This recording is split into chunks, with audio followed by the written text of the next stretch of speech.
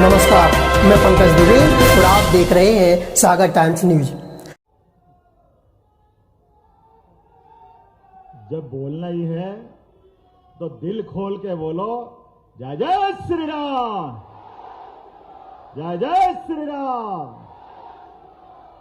हम सबके लिए सौभाग्य की बात है, वीरों की धरती, और धरती तो धरती, यहां की पूरी बस्ती अपने हाथ से थाल में गर्दन काट करके वीरता का प्रमाण देने वाली कोई नगरी मिलेगी तो एकमात्र नगरी वो सागर आती है, जो अपने बलिदान की परंपरा के आधार पर हजारों हजार साल से पहचानी जाती है। ये बुंदेलों की धरती है, बुंदेलखंड की धरती है। मैं आज के इस अवसर पर अभी कई कई कारणों से मेरे मन में अलग अलग प्रकार के उमड़ते घुमड़ते विचारों का प्रवाह आ रहा है। अभी हमारे अध्यक्ष जी ने बहुत अच्छे से हमारी बात रखी। हमारे भारतीय जनता पार्टी के यशस्वी अध्यक्ष, इस संभाग के माननीय सांसद माननीय विष्णुदत्त शर्मा जी, मैं आपका अभिनंदन करता हूं, वंदन करता हूं। इस मंच पर ही आप जरा अभिनंदन करता हूं तो मेरा साथ भी तो दीजिए ना। अब आप तो साथ नहीं दे रहे हो तो आधा आधा लग रहा है। इस अवसर पर केंद्रीय मंत्री, यहां के पूर्व सांसद और सरलता, सादगी, त्याग की प्रतिमूर्ति माननीय वीरेंद्र खटीक जी, वीरेंद्र कुमार जी, आपका भी अभिनंदन है। इस अवसर पर हमारे अपने इस मंच पर विराजमान शासन के मंत्री माननीय गोविंद सिंह जी, गोविंद भैया, जोरदार अभिनंदन करें गोविंद भैया का भी। हम सबके वरिष्ठ नेता, वर्षों वर्षों से इस पूरे क्षेत्र का आवाज बुलंद करते करते पूरे प्रदेश तो क्या देश में जिनका नाम है, ऐसे वरिष्ठ पूर्व मंत्री माननीय गोपाल भार्गव जी, आपका भी अभिनंदन है, वंदन है। कई कई जवाब जिनका नाम ही काफी है।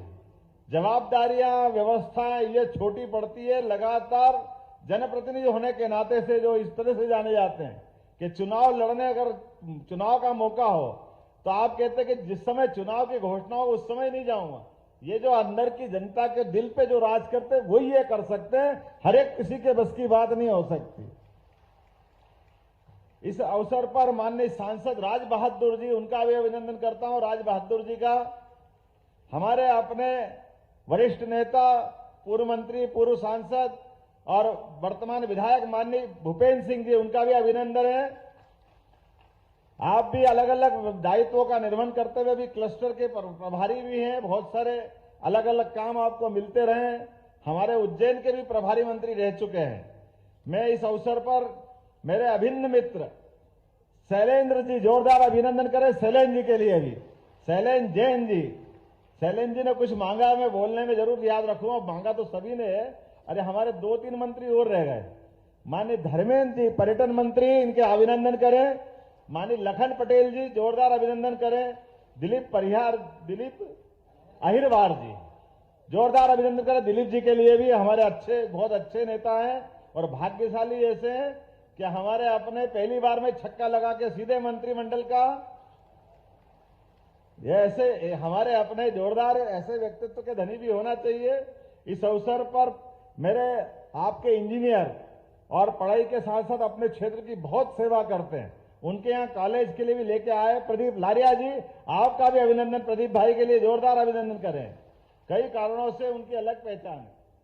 हमारे पूरे मंच के ऊपर माननीय श्याम सुंदर जी, जिला प्रभारी, अभिनंदन करें श्याम सुंदर जी का।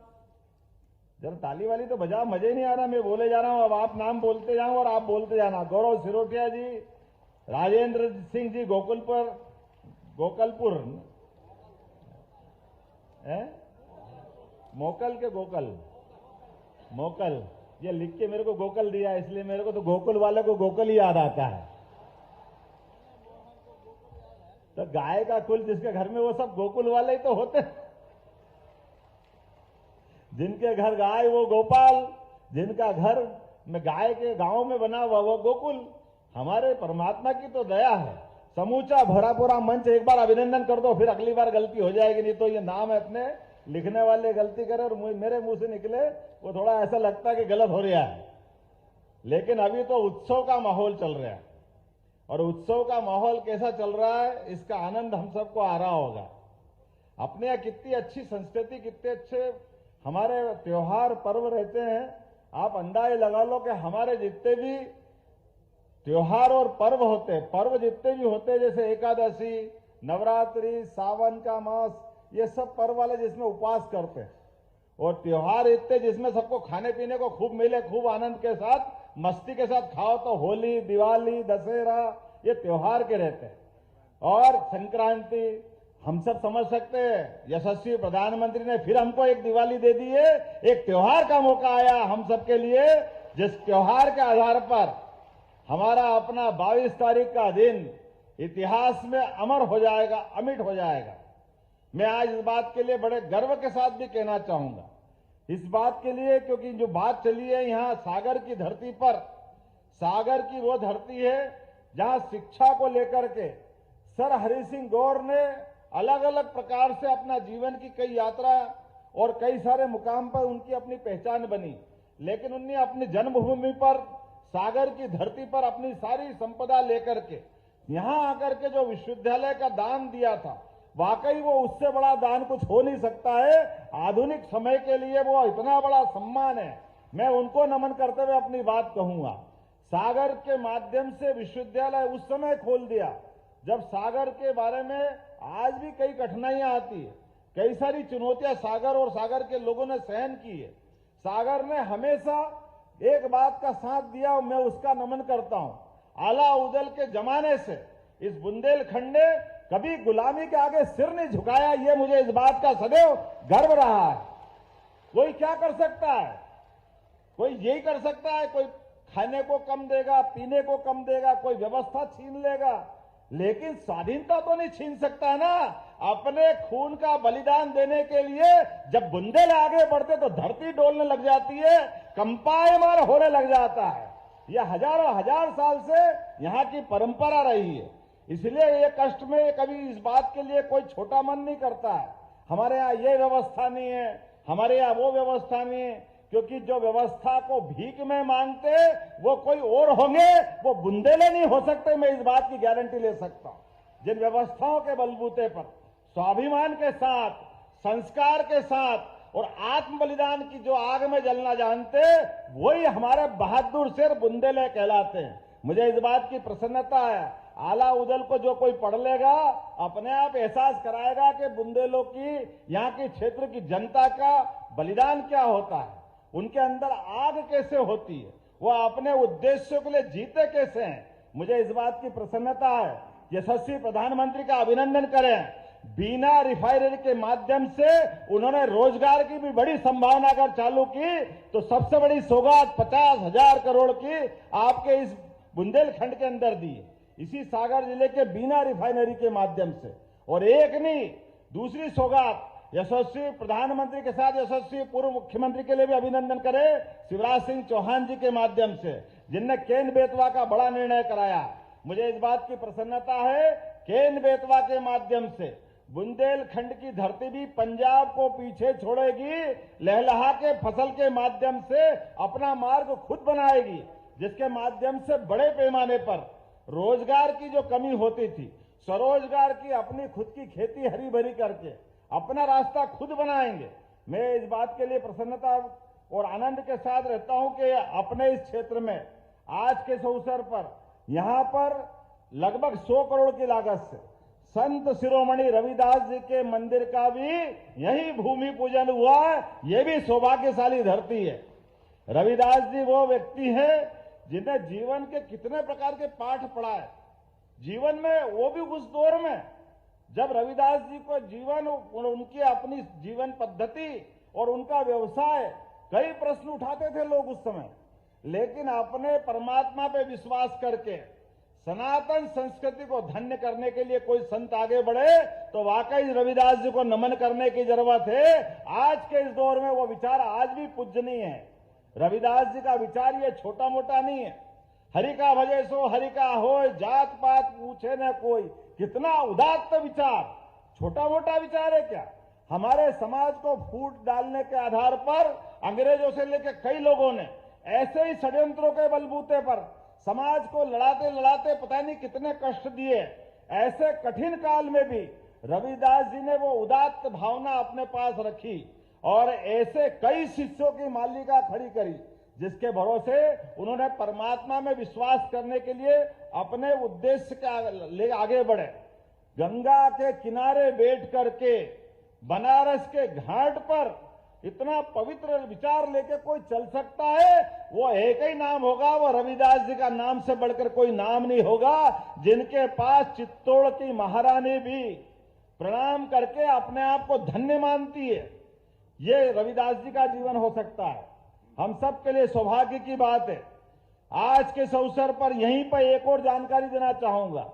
यहां पर लवकुश भगवान का मंदिर भी 10 करोड़ की लागत से बनने वाला है। ये भी हमारे लिए सौभाग्य की बात है। ऐसे कई कई कारणों से सरकार तो बनती है, सरकार बनना भी चाहिए, लेकिन सरकार और सरकार में फर्क कैसा होता है, ये हमारी भारतीय जनता पार्टी की सरकार और अन्य सरकारों की तुलना करके देखा जा सकता है।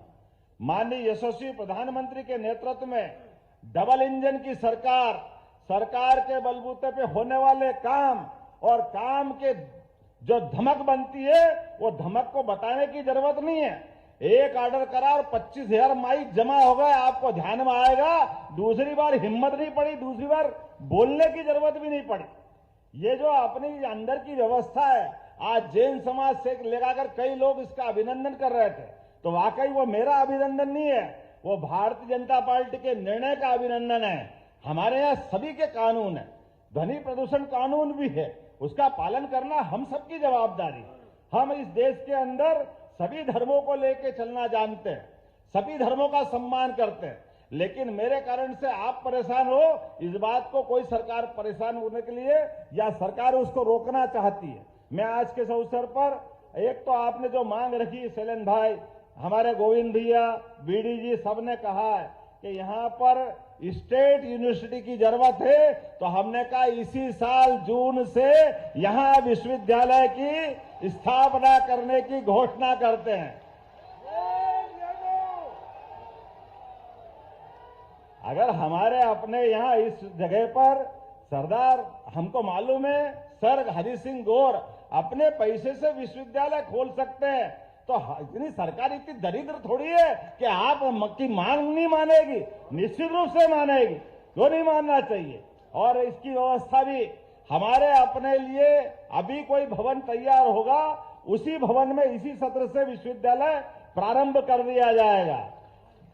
इसके साथ साथ उद्योग के लिए भी बहुत जल्दी बुंदेलखंड पैकेज लेकर के इसी संभाग के अंदर उद्योग की बड़ी बैठक करके बड़े पैमाने पर उद्योगों की भी मालिका तैयार करेगा, जिसके माध्यम से उद्योगों के आधार पर लोगों को रोजगार मिलेगा। इस व्यवस्था के आधार पर भी हमने निर्णय किया है कि बुंदेलखंड की धरती पे इस बात की भी आवश्यकता है। मुझे एक और बात आपने कही कि बुंदेलखंड में वो जो हमारी सड़कें खुद गई, और आपने कहा कि वो टाटा कंपनी का कोई पैकेज है। हमने कहा कोई कंपनी ने एग्रीमेंट किया है तो हम तो उससे जब तक पाई वसूल नहीं कर ले, ये सरकार चुप नहीं बैठेगी। 25 करोड़ रुपए उससे वसूल करके निश्चित रूप से आपके इस सागर के लिए जो सड़कों के लिए खुदी उसको देने का एस्टीमेट बनाया।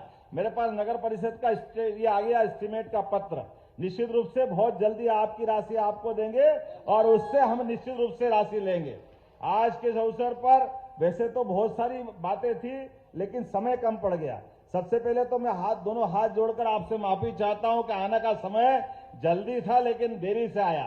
लेकिन आने के बाद हमने अपनी एक नियम बनाया कि आने के क्रम में हमारे अपने प्रशासनिक लेवल पर जो हमारे लॉ एंड ऑर्डर की मीटिंग हो, प्रशासन के जरिए निर्माण कार्यों की बातें हो, उसकी भी मीटिंग होना चाहिए। इसलिए संभाग की वो बैठक भी हमको करना है।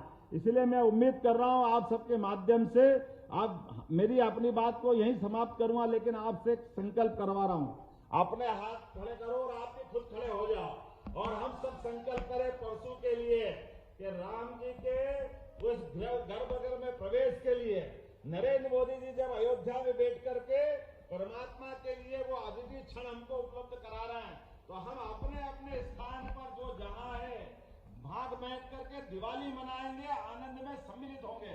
बोलो तैयार है? तो अपनी मुट्ठी बांधो और एक बार बोल जय जय श्री राम, जय जय श्री श्री राम। भारत माता की बहुत बहुत धन्यवाद। भारत माता की जय।